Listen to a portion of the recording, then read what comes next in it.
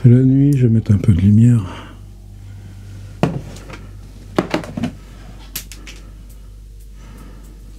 L'espace c'est là, l'espace là, l'espace est là. Dans l'espace, je peux avancer, me retourner, parler. C'est la nuit en fait. Dans la journée, je suis immobile, j'ai les livres, mais ça fait des jours que je suis pas sorti. Des fois, tu te dis, plus tu restes, il faudrait qu'ils viennent te chercher, il faudrait qu'ils viennent t'attraper. Non, alors tu fuis le jour. Par contre, la nuit, quand tu as bien refermé, là tu peux commencer, tu peux... Quoi ? Eh ben, te mettre à parler de là à là. On est sur Tiers Livre, et le mercredi, j'appelle ça le jour des carnets privés. Je raconte les histoires qui sont qu'à moi. Par exemple, j'ai eu un message d'un gars qui avait découvert l'existence de ces vaches sur lesquelles on installe des hublots pour regarder comment ça cuit à l'intérieur. Évidemment, ça nous choque tous, les vaches à hublot, mais apparemment, ce copain, il n'avait jamais entendu parler des vaches à hublot. Ou alors, pour la première fois, il voyait une vache à hublot. Et moi, je pensais, mais qu'est-ce que c'est là, nos internets? Qu'est-ce que c'est là, nos YouTube que tu vois là? Avoir un crâne à hublot qu'on se fabrique. Alors évidemment, il y en a qui le mettent plutôt là derrière, plutôt là des deux côtés, parce que ça pense pas la même chose des deux côtés. Moi, je pense que mon hublot est dessus. Si je te montre mon hublot, tu vas voir comment ça fonctionne dedans. Eh bien, c'est ça, les carnets qu'on fait, nous, ici. Alors, qu'est-ce qu'il y a quand on regarde dans les hublots? Il y a des choses. Par exemple, si je dis hublot, je mets les doigts dans les yeux. Je mets les doigts dans les yeux, j'attrape la boîte à yeux. La boîte à yeux, j'aime bien. On communique quand je mets les yeux. Alors, si lui, c'est mon hublot, et qu'on regarde dans son hublot, ce matin, j'ai fait ça pour une autre chose. Il faut que j'aille à la déchetterie demain, parce que j'étais noyé, il y a plein de choses qui ne servaient pas. Des câbles, vous retrouvez des câbles USB 1, ou alors des câbles USB 3, vous en avez 5, 6, alors que maintenant, plutôt à servir des USB-C et tous ces pacotilles qui nous encombrent. Des chargeurs, 1 chargeur, 2 chargeurs, 3 chargeurs, 4 chargeurs, 5 chargeurs, doivent tous être moitié bousillés. Là, j'ai juste une prise de courant avec...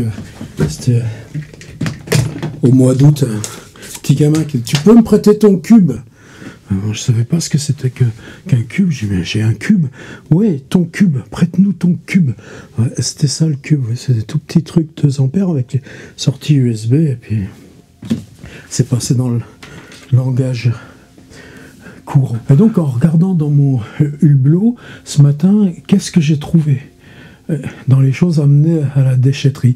Un mini-disque Sony. Qu'est-ce que c'était bien la première fois qu'on a entendu ça? Du coup, j'ai même pas envie de les ressortir. J'ai tout mis dans un sac à côté, mais j'ai eu un autre message d'un autre copain qui est « Oh, un mini-disque Sony, tu peux ?» Ben, c'est bon, mec, je te l'ai gardé, je l'ai mis de côté. Résultat, en attendant qu'on se voit, il sera toujours là à m'encombrer. Mais les petites disquettes, par exemple, dans les petits disques de ce truc, moi j'étais tout content. Ça voulait dire que tu pouvais enregistrer tes lectures et de super qualité. C'était à Mel, dans les Deux-Sèvres, pour la Biennale, une lecture de mon livre mécanique. Et vous savez, on l'avait fait à l'intérieur d'un garage. C'est la seule fois que ça m'est arrivé. J'ai retrouvé la prise de son de ce truc. Alors évidemment, je peux même pas l'entendre, mais c'est pas... Qu'est-ce que j'ai retrouvé? Mon premier petit appareil photo, un tout petit Olympus, c'était en décembre 2001. On avait un truc à la machine à lire à Bordeaux, j'étais à Paris, je sais pas pourquoi.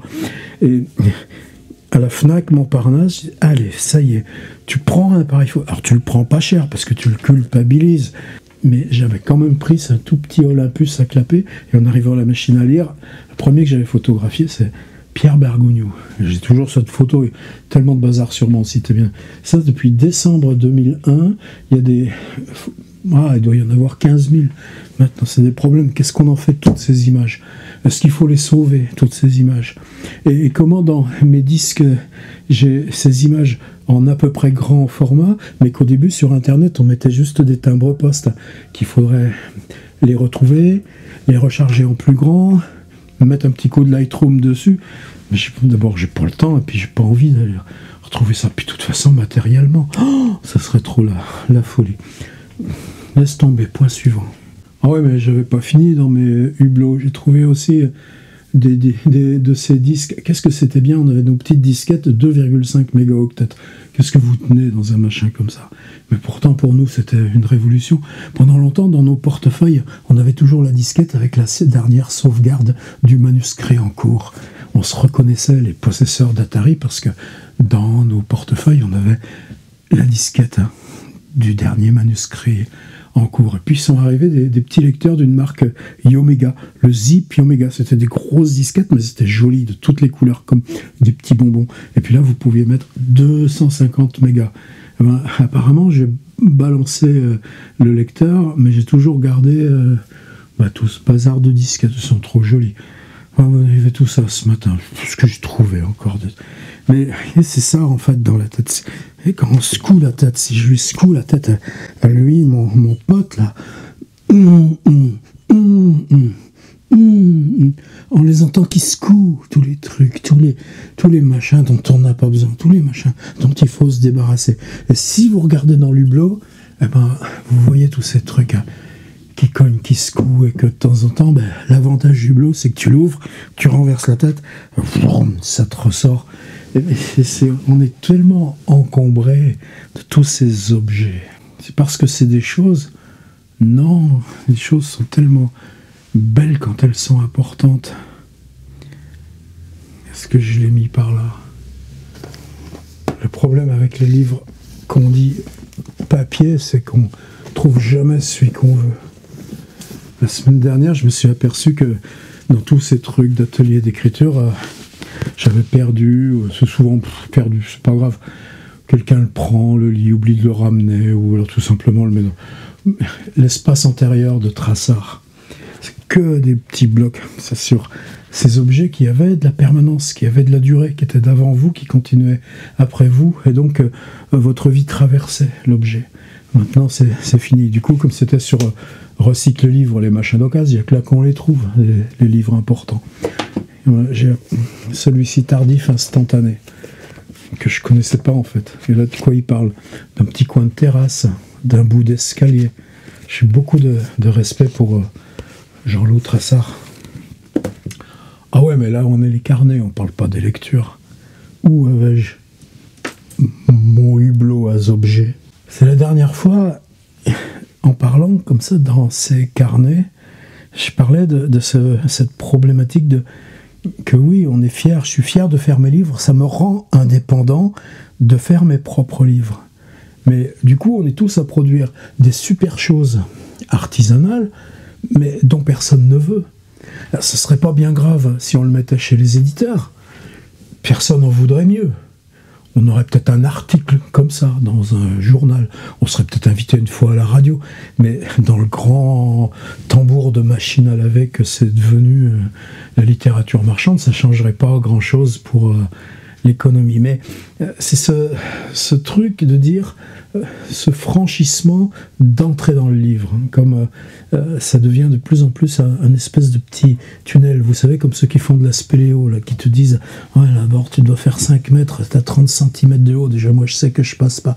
Et puis ensuite, tu arrives à cette salle. Et puis, bon, en gros, maintenant, pour qu'un livre devienne l'art où vous vous enfermez dedans, comme moi, là, tiens, dans la bio de Sarraute, qui est toujours là, je vais doucement, c'est de plus en plus rare.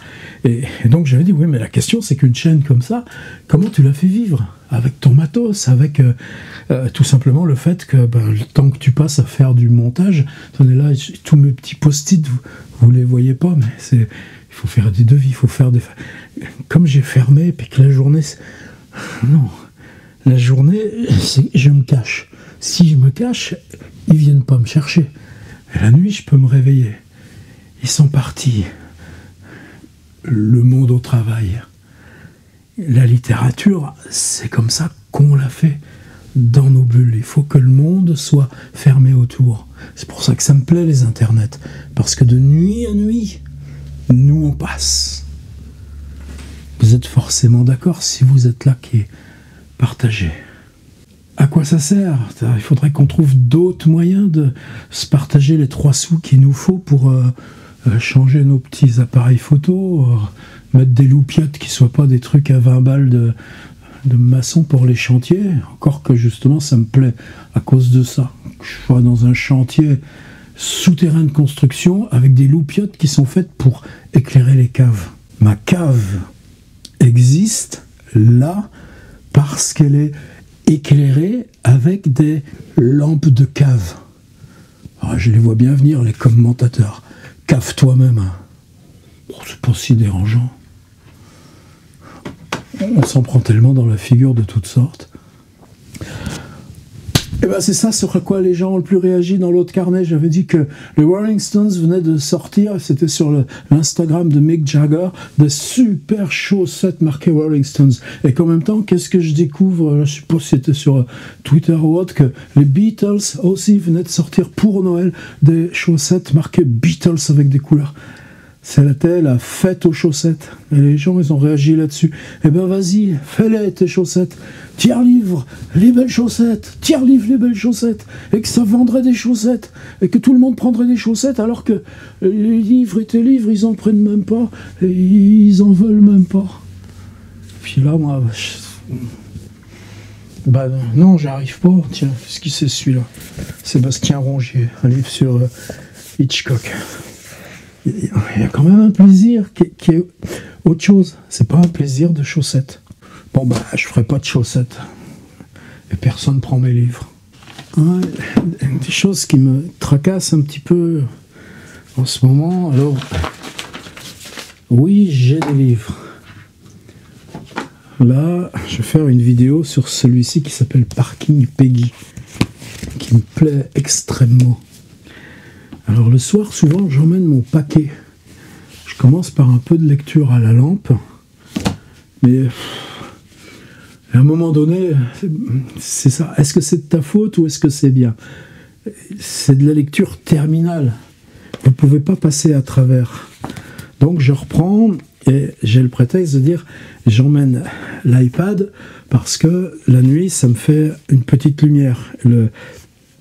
Le bouton marche plus, là. Le bouton truc, là, il est pété depuis longtemps, mais Apple, dans leur grande machin, ils ont rajouté un petit bouton virtuel sur l'écran.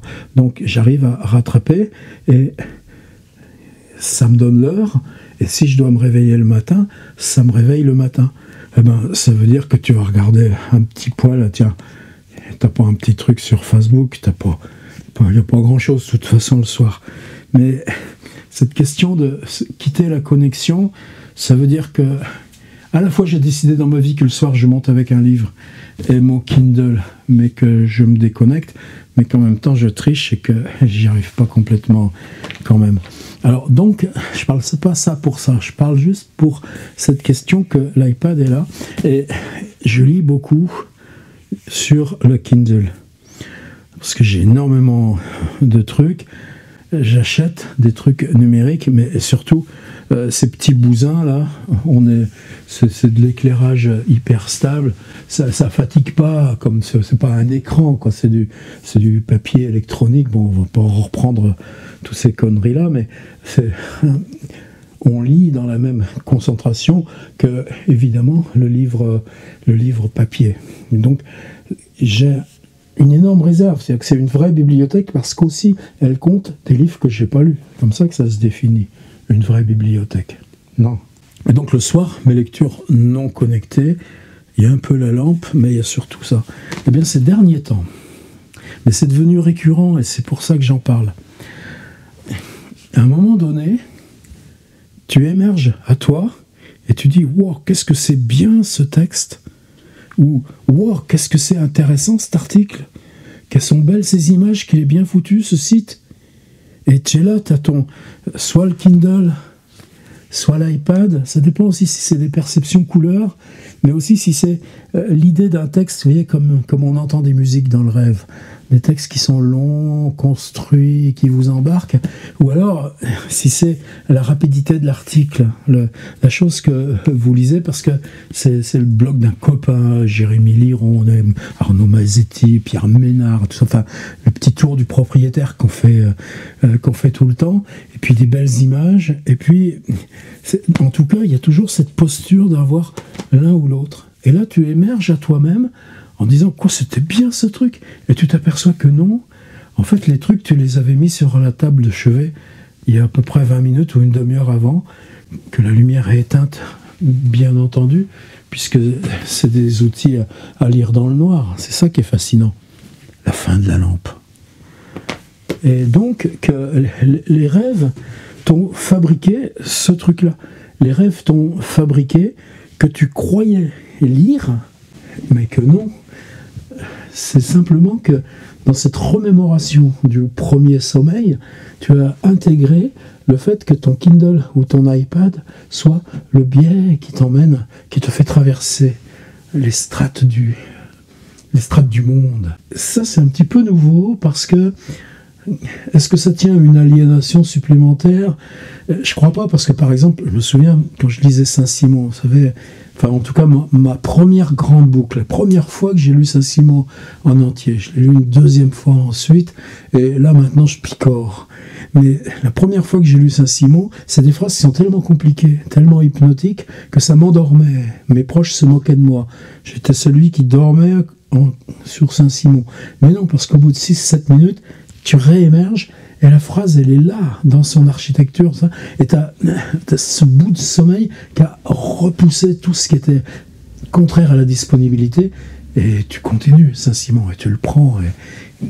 C'est une drôle de collectivité dans la collectivité, ou de communauté dans la communauté, que ceux qui ont lu Saint-Simon. Et c'est pas d'aujourd'hui, demander à Stendhal, ou Chateaubriand, ou Marcel Proust, tiens. Donc, Saint-Simon, j'ai toujours eu ça, que tu crois lire, tu émerges à toi-même, et non, tu étais en train de dormir, tu l'as pas, le Saint-Simon, il était posé, repoussé.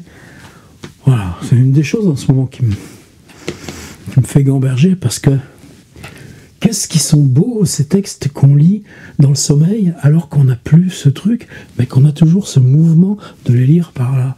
Et ça me ramène à l'écriture. C'est-à-dire, qu'est-ce que tu vas écrire pour que ça redevienne, ou soit encore possible, là. Dans les carnets de la semaine dernière, quelqu'un qui m'a dit, très gentiment d'ailleurs, des fois c'était technique, je comprenais pas. Après, je me suis dit, mais qu'est-ce qu'il y a eu de technique dans ces carnets? Et je trouvais pas, il y avait rien de technique. Et j'évite des questions techniques.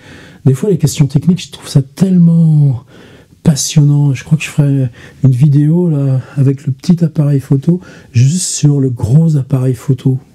Qu'est-ce qu'il a de bien, ce machin? Et les problèmes que ça pose. Mais quand je fais de la technique, je la mets dans une autre rubrique. J'appelle ça tribune, métier, numérique. C'est plus fin de semaine. J'y mets du temps là en ce moment, mais comme ça s'appelle maintenant le studio, et que ça devient là où, dans la journée, j'évite, il y a les rideaux, et puis la nuit, ça y est, je bouge, je danse. C'est Jean-Luc Vernat qui m'a dit ça. Quand on se réveille à soi-même, on commence par danser. Et maintenant, je danse beaucoup. Merci, Jean-Luc Vernat, de m'avoir donné le courage ou le culot de danser. C'est vachement important, figurez-vous. Même quand on se met au travail ensuite, justement, pour écrire. Qu'est-ce que c'est écrire si c'est pas cette danse? Pourquoi c'est bien la vidéo si c'est pas justement parce que on danse les mots sans avoir besoin de les projeter sur ces anciens supports monodiques, fixes, transportables, odorants certainement, enfin bon, pas trop, mais la vidéo, c'est pour ça que j'aime ça. C'est l'écriture en dansant. Donc j'en reviens, finalement, ce qui aurait de technique le plus, c'est ça. c'est la technique de ton corps. Hein, Philippe Lyotard? Parce qu'on n'est pas tout seul là. Dans ma nuit, il y a d'autres nuits. Après, ça m'est revenu. Je parlais un peu de compression. Il y a quelqu'un qui avait voulu me donner un conseil. Il disait, ah, pourquoi tu filmes en 4K? Ah ouais, mais en ce moment, il y a des caméras qui rêvent, qui font du 6K, du 8K. Alors, ça oblige à gérer un peu différemment, parce que c'est des fichiers plus gros, et surtout, c'est des fichiers qui sont encryptés, et donc, quand tu les charges dans l'ordinateur, il les transfère. Ça prend pas énorme de temps, mais ensuite, il les déplie, et il en fait des énormes trucs mastoc, que tu gardes pas, qui sont là juste pour le calcul. Et puis, un petit fichier fantôme, et toi, quand tu fais le montage, tu joues, tu assembles les fantômes, mais ça se faisait déjà sur les machines à vide, les premiers montages numériques, je sais pas moi, c'est paysage faire vers 2000 par là. Donc là, il n'y a rien de changé, sinon que c'est à disposition de tout le monde, alors qu'avant, c'était des grosses armoires à vide avec tous ces... Donc quand on filme en 4K, c'est un écran qui fait 4000 pixels. Ensuite, par contre, si c'est sur une télé, haute définition, ça va être 1200. Si c'est sur YouTube, ça va être 1080. Donc évidemment, on se dit, pourquoi tu filmes pas à 1080? Pourquoi tu filmes pas à 1900 en gardant une petite compression? Mais si tu fais à 4000, les toutes petites cases du puzzle sont beaucoup plus fines. Et donc, par exemple, les gradations de couleurs. Par exemple, là, quand je filme, moi, je me vois complètement lavasse, complètement gris. Mais donc, avec des toutes petites variations de dynamique, d'image, qui sont beaucoup plus fortes parce que contenues dans ce toute petite truc de gris. Et c'est ensuite, avec l'ordi, que on lui donne son épanouissement. Et évidemment, ensuite, quand tu exportes, moi j'exporte à 1980, donc tu recomprimes ce truc. Et puis ensuite, YouTube, le principe de YouTube, c'est que, c'est peut-être ça qui était technique, mais est-ce qu'on peut se dispenser de ce minimum technique s'il est peut-être une condition de quoi? De notre liberté de parole. La parole, c'est infiniment technique. Les labiales, rouler les airs, la façon dont on articule, ça vient pas tout seul, ça prend pas tout seul. Envoyer une lettre à la poste, ça c'est pas fait tout seul dans l'histoire humaine. C'est pour ça que toujours je suis un petit peu gêné à ces trucs à dire ouais toi la technique, même mon copain Bergogneau, ouais toi t'as fait une école d'ingé, tu étais d'emblée dans ce truc technique. C'est pas ça, on apprend au fur et à mesure, on apprend parce qu'on le fait. C'est quoi les histoires là, techniques? C'est-à-dire quand vous êtes dans un petit machin, vous chargez votre vidéo, le train passe dans un tunnel, la vidéo continue, tout simplement parce qu'il a chargé un petit tampon d'avance. Et comment, en fait, si vous êtes sur un tout petit écran, et puis sur un tout petit flux de débit, parce que vous êtes en 3G, pas là avec la fibre optique, eh bien, la compression d'image, la compression de la vidéo va être différente selon l'appareil. Comme dans le livre numérique, en fait, c'est vous, avec selon vos outils, la taille de votre écran, si c'est un iPad, un machin, un téléphone, qui réglait ces trucs. Donc, c'est tout. C'est-à-dire, c'est simplement pas plus que ça. C'est-à-dire, avoir juste connaissance de ces questions de compression. Et la personne là, qui généreusement disait « Putain, ce mec, il est trop con. Pourquoi il filme en 4K ?» Bon, ça va, quoi. Merci. Quand j'aurai besoin d'un conseil, j'irai te le demander. Je lui ai dit ça depuis, elle dit plus rien. Mais des fois, ça fatigue un peu. Enfin bon, c'était pas si méchant que ça de répondre, mais bon, des fois, moi, je suis énervé. Bon, pas grave. On est énervé parce que le jour nous est hostile. Le monde nous est hostile. Donc pourquoi je filme en 4K? Bah ouais, parce que même si je comprime et qu'on est à 1080, alors est-ce que vous gardez un tel truc? Non, c'est-à-dire que vous augmentez un peu de 10%. Vous savez, vous mettez une ampoule à 100 watts, puis vous mettez une autre ampoule à 100 watts. Ça va vous faire 200 watts? Non, ça va vous faire 115 watts. Ça monte comme ça. Ben, c'est un petit peu... Ces trucs, c'est pareil. Et donc, oui, je filme en 4K et ça fait rien. Je m'organise en fonction du temps que ça prend. Allez, foin de la technique. Mais sur ce principe, moi, c'est à ce niveau-là que ça me poserait question. C'est-à-dire, c'est pas dire... Waouh, aujourd'hui, on est forcé de passer par de la technique. C'est que la question de la technique a toujours été posée. Le type qui a décidé de couper en biais son roseau, et que son roseau, pour faire l'écriture iconique, Et tout d'un coup, ça lui permettait d'aller plus vite en faisant triangle, trait, triangle, trait, triangle, trait. On est dans de la technologie. Et qui est-ce qui a parlé de cette irruption de la vitesse par la technologie du roseau taillé en biais? Italo Calvino. C'est pas les archéologues de la Mésopotamie. C'est une des petites choses comme ça, moi, qui me fascine, mais il y en a tellement, il y en a tellement. Vous savez, j'y prends sacrément goût à mon petit moment de carnet. C'est-à-dire que vous allez être pendant 30 minutes, 40 minutes, là, sans savoir avant, ni comment vous allez mettre les lumières, ni si vous allez utiliser le gros micro, ou vous cloîtrez dans un petit coin, ou on laisse ça un petit peu, c'est au dernier moment, là, tiens, ça se met en place. Ça se met en place, tu sais pas trop ni pourquoi, ni comment, mais en tout cas, à ce moment-là, tu as le rendez-vous avec toi. Et ce rendez-vous, tu l'as préparé. C'est-à-dire, même depuis la semaine dernière, tu as fini un carnet, c'est-à-dire, c'est quoi qui te tracasse en ce moment? Par exemple, la question de fiction. Comment tu fais de la fiction avec ça? Est-ce que tu prends des acteurs et que tu crées un dialogue avec un scénario? Et ça, moi, je peux pas. Par contre, cette idée que si toi, tu deviens l'acteur, tu es l'acteur de quel scénario? Et si tu montres que ta gueule, à quel moment c'est quand même ce même enracinement de fiction? Je regardais un autre copain là qui a mis tous les lundis des compiles d'extraits de films, chaque fois sur un thème. Et le lundi dernier, donc ça s'appelait Les Yeux. Et c'était admirable. C'est des films que on reconnaît ou qu'on reconnaît pas. Moi, je suis pas cinéphile, donc j'en connaissais que très peu. J'aurais jamais été capable de dire le nom des acteurs, sauf une fois, le mec il jouait dans Hitchcock, là, ça j'ai reconnu. C'était tout sur les yeux dans le cinéma. C'est-à-dire comment le réalisateur demande à l'acteur, et que l'acteur est acteur parce qu'il donne un regard à côté ou dans les paroles. Alors évidemment, moi je sais pas, moi je peux pas, mais se dire que c'est pas la fiction qui fait le cinéma. C'est fiction, c'est comme le livre. Il y en a tellement que ça s'éloigne autour, ça s'accumule, ça se comprime, et ça nous laisse, c'est pour ça que Lovecraft, ses fictions sont si fortes, ça nous laisse sur des immenses étendues désertes, avec des sortes de monuments architecturés au loin.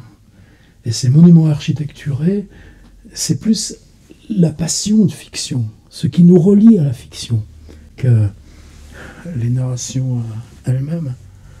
Alors est-ce qu'on a besoin de narration, ou est-ce qu'un espace pour nous? Pensez au film de Samuel Beckett